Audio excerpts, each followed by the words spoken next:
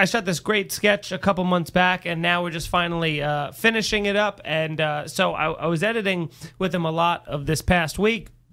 And, you know, it's like the only parking available near him was 2-hour meter, so I'd have to keep going back and feeding the meter and coming back after 2 hours or whatever. So I go back. He lives on the 3rd floor, so I go out and I feed the meter. I come back. The buzz, I'm like catching up on my phone to see like what's going on. I walk up the flight, and I walk in. The apartment's, I guess it doesn't really matter what number it is. None of what you have does said matter already because has mattered. But it does, because it was on the 3rd floor, right? It was on the 3rd floor. So I walk into this apartment, and I open the door, and I had met his roommate just for the first time 5 minutes ago.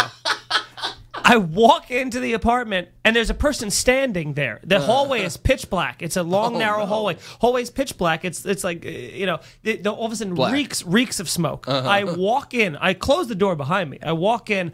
I take another step in. There's a guy standing in the living room staring at me, like kind of like staring at me, and I was saying like, "What's up?" Like that to me. Yeah. And I was like, again, because I just met the roommate, I was like, that doesn't look like the roommate. Maybe that's the roommate's friend. Yeah. Maybe that's another person that just entered the apartment or whatever. And so I was like, that hits me at the same time that I'm like, this smells like cigarette smoke. It didn't smell like cigarette smoke in here. And the guy who's in the apartment that was standing there turns his back to me and walks into the other room while casually talking to someone in that far room, which is the room I was going to. That's the room I was going to go into. Yeah, yeah. So I go, what?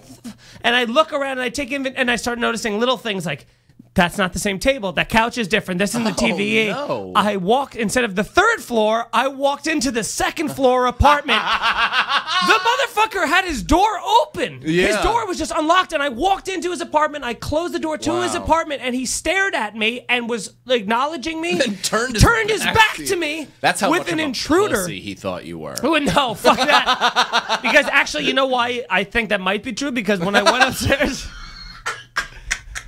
When I went upstairs, on second thought, I was talking to Rob, and they go, "You didn't go into 2A. Like, you went into 2." They were talking to his roommates, like, "You went into fucking 2A." There are notorious people who just do a ton of crack cocaine. Oh. And they're like, it was like I walked into a training day house. Also, I walked into a house. The frame of your body looks like you belong. Yeah, they were like, they're like, this guy is clearly smoking crack. We saved a beanbag chair for you in the back. He doesn't have an ounce of fat on him. But dude, look at his wedding ring. It's like, falling off. Clink! I gotta hold my finger if I do that. I'm waiting outside. It's me solo because Alexis is out in Ireland, and I'm waiting on the bench, and I'm just kind of checking my phone, doing nothing, standing just in a very pronounced spot by myself, with away from traffic, right? Away from like I'm not impeding anybody, right? And right then, a girl that I had noticed walked in. She had like long dreads, beautiful black woman. She was walking out of the showroom towards the bathroom, towards me, and what I read as her girlfriend, white chick, kind of nebbishy, was also walking towards the showroom. So it's like this big collision, right where I am, and they collide and talk. Right, like 3 inches from me. So I'm now all of a sudden stuffed in an area with this beautiful black woman and these other people. The lesbian couple, right, that were just basically finishing a fight in front of me. Oh no! So they were just like, they were kind of like, well, hey, I just wish you wouldn't be like that. And this girl was like, I'm sorry, I know I was fucking up. And like right next to me, and I'm like still checking my phone, and they're still here.